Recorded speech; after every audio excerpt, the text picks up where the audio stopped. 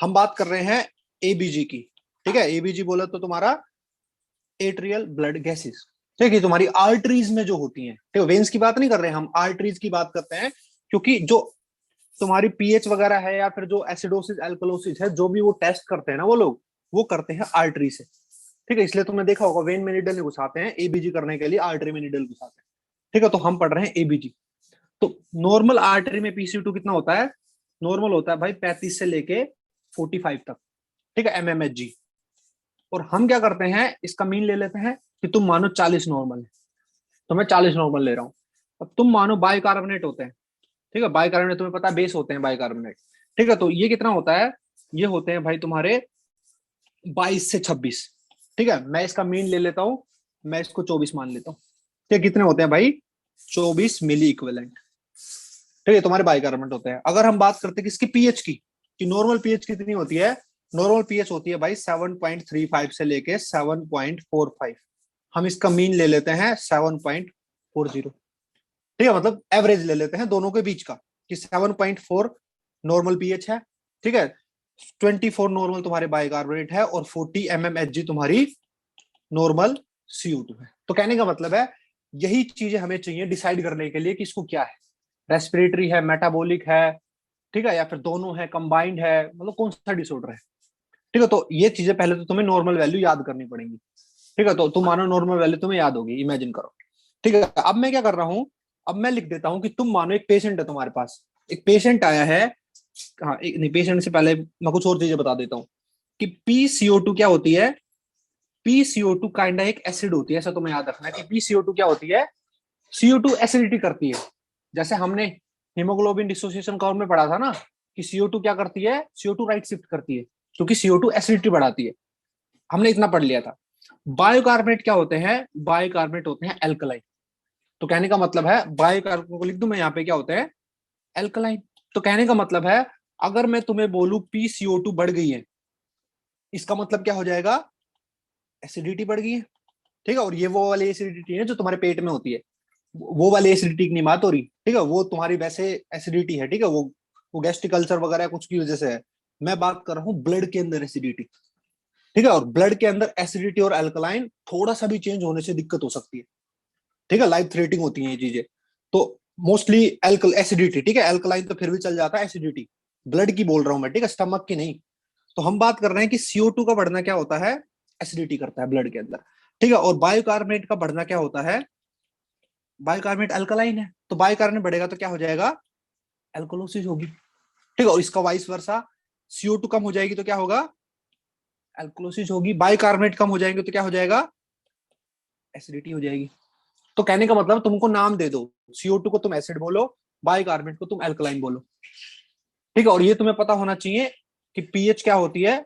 Acidic nature में pH कम होती है, कि जितना ज्यादा एसिड होगा पीएच उतनी कम होगी, और जितना ज्यादा बेस होगा पीएच उतनी बढ़ेगी।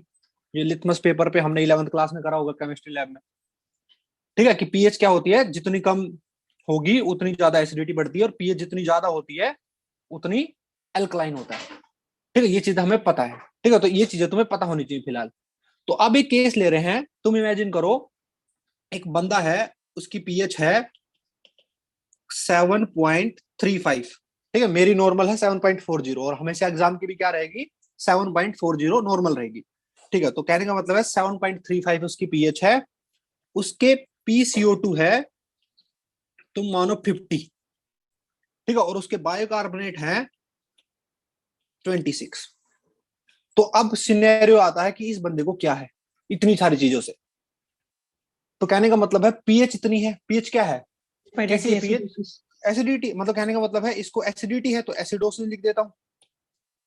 ठीक है, अब एसिडिटी कौन करवा रहा है? मतलब रेस्पिरेटरी करवा रहा है कि बायोकार्बोनेट करवा रहे हैं? मतलब बायोकार्बोनेट मतलब मेटाबॉलिक, और CO2 का घटना बढ़ना होता है रेस्पिरेटरी से रिलेटेड। मतलब ये रेस्पिरेटरी वाली दिक्कत है। तो कहने का मतलब है, एसिडिटी हो रही है, क्या बायोकार्बोनेट का बढ़ना एसिडिटी करता है? नहीं करता। अभी थोड़ी देर पहले तो पढ़ा कि बायोकार्बोनेट का बढ़ना तो एल्कलाइन करता है, कि बायोकार्बोनेट तो एल्कलाइन होते हैं। इन ये तो 24 नॉर्मल होता है, और ये 26 है, बढ़े हुए हैं। तो कहने का मतलब है, इसको मेटाबॉलिक नहीं है। तो क्या हम देख रहे हैं CO2, क्या CO2 का बढ़ना एसिडिटी करता है? बिल्कुल सही बात है, करता है। तो इसको क्या नाम दे दूंगा मैं? इस बंदे को है रेस्पिरेटरी एसिडोसिस। सही बात है बिल्कुल। कहने का मतलब है तुम्हें ऐसे ही केस निकालने हैं पहले तो, मतलब फिजियोलॉजिस्ट के पीछे की समझाऊंगा मैं कि तुम्हें क्या करना है, इस बंदे को रेस्पिरेटरी एसिडोसिस है। ठीक है, सेम दूसरा सिनेरियो ले लेते हैं। तो मानो पीएच है कितनी, 7.42। ठीक है, और उसको क्या है, उसके बायोकार्बोनेट है तुम मानो 30। ठीक है, और उसकी CO2 कितनी है, उसकी CO2 है भाई तुम मानो 45। ठीक है, 45 mmHg। तो कहने का मतलब ये भी बढ़ा हुआ है, ये भी बढ़ा हुआ है, और ये भी बढ़ी हुई है। तो पहले तो सबसे पहले क्या देखना है, सबसे पहले पीएच देखनी है। पीएच क्या हुई है, नॉर्मल से ज्यादा बढ़ी हुई है। तो बड़ी पीएच को क्या बोलते हैं, एल्कलाइन। तो इस बंदे को क्या है, चुपचाप पहले लिख देना है कि इस बंदे को एल्कलाइन है। ठीक है, एल्कलोसिस है। अब तुम चेक करोगे कि रेस्पिरेटरी वाली है कि मेटाबॉलिक वाली। तो हम चेक करते हैं, बाइकार्बोनेट बढ़े हुए हैं कि भाई बाइकार्बोनेट का बढ़ना क्या कराता है, एल्कलोसिस। बिल्कुल सही बात है। फिर तुम कंफर्म करोगे कि CO2 का क्या हाल है। भाई CO2 नॉर्मल 40 होती है और CO2 बढ़ी हुई है 45 है। 45 CO2 का बढ़ना क्या कराता है, एसिडोसिस। इस पेशेंट को तो एल्कलोसिस है। तो कहने का मतलब है इसको कौन कर रहा है एल्कलोसिस, तुम्हारी बाइकार्बोनेट। और बाइकार्बोनेट के लिए क्या टर्म यूज करते हैं, मेटाबॉलिक। तो कहने का मतलब है इस पेशेंट को क्या है, मेटाबॉलिक एल्कलोसिस है। ठीक है, मतलब इतना तुम्हें कंसेप्ट समझ में आ गया होगा। अब हम बात कर रहे हैं मतलब कंपनसेशन की, कि भाई ये जैसे पहले केस में था रेस्पिरेटरी एसिडोसिस, तो तुम्हारी बाइकार्बोनेट क्यों बढ़े। ठीक है, और कहने का मतलब है इस केस में क्या है, मेटाबॉलिक एल्कलोसिस, तो तुम्हारी CO2 क्यों बढ़ी। इसको बोलते हैं कंपनसेशन। कहने का मतलब है एक चीज अगर बढ़ी हुई है तो दूसरी उसको ठीक करने की कोशिश कर रही है, कंपनसेट करने की कोशिश कर रही है। रेस्पिरेटरी को रीनल कंपनसेट करता है, रीनल वाले को रेस्पिरेटरी कंपनसेट करता है। ठीक है, मतलब आपस में, मतलब एक कम है तो एक ज्यादा होगा उसको ठीक करने के लिए। क्योंकि हमने क्या करनी है, 7.4 पीएच करनी है कैसे भी करके। ठीक है, दोनों को, एक ज्यादा बढ़ा हुआ है तो दूसरे को कम करेंगे, दूसरे को बढ़ा के उसको ठीक करेंगे। ठीक है, मतलब हमें मेन क्या चाहिए, 7.4 चाहिए। ठीक है, तो ये चीज तुम्हें समझ में आ गई होगी। एक एग्जांपल और देता हूँ, फिर मैं कंसेप्ट मतलब कि कंपनसेशन समझाता हूँ। तो तुम मानो पीएच है 7.38। ठीक है, बायोकार्बोनेट है तुम मानो 16। ठीक है, और PCO2 है उस बंदे की, इमेजिन करो तुम कितनी है PCO2, 30 mmHg। ये PCO2 है। तो हम बात कर रहे हैं क्या है इस केस में, एसिडिटी है। मतलब 7.4 से कम है तो एसिडिटी है। तो क्या लिख दूं पहले, एसिडोसिस। किस पेशेंट को एसिडोसिस है। ठीक है, फिर हम बात कर रहे हैं कि भाई कौन कर रहा है एसिडोसिस, क्या बाइकार्बोनेट का कम होना एसिडोसिस करता है। बिल्कुल सही बात है कि बाइकार्बोनेट तो एल्कलाइन होते हैं, एल्कलाइन अगर कम हो गए तो एसिड बढ़ जाएगा। ठीक है, तो कहने का मतलब ये एसिडिटी करता है। बिल्कुल सही बात है, मतलब मेटाबॉलिक वाली है। फिर हम चेक करते हैं कि CO2 क्या हो रखा है, CO2 कम हो रखी है। CO2 का कम होना तो एल्कलाइन करता है, पेशेंट को तो एसिडोसिस है। मतलब रेस्पिरेटरी वाली नहीं है, क्योंकि CO2 तो रेस्पिरेटरी वाली करती है।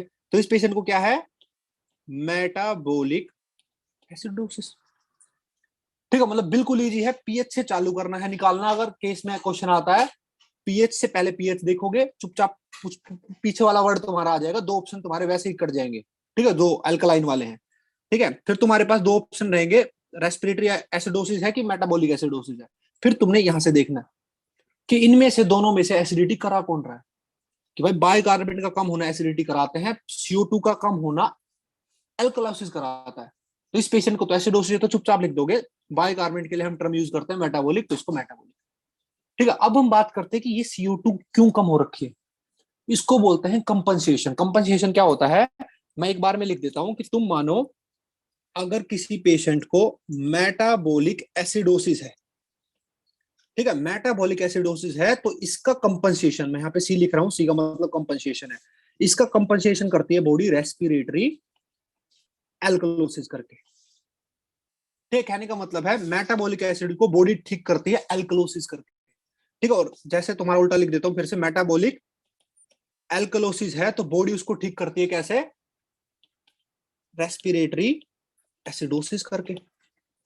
ये बॉडी का मैकेनिज्म है। अब तुम मानो अगर किसी पेशेंट को रेस्पिरेटरी, ऐसे लिख रहा हूं स्पेलिंग, रेस्पिरेटरी एसिडोसिस है, तो पेशेंट कंपनसेट कैसे करता है, मेटाबॉलिक एल्कलोसिस से। कि मेटाबॉलिक उसको एल्कलोसिस होगी तो उसको कंपनसेट होगा। अभी थोड़ी देर में उसको और डिटेल से पढ़ेंगे।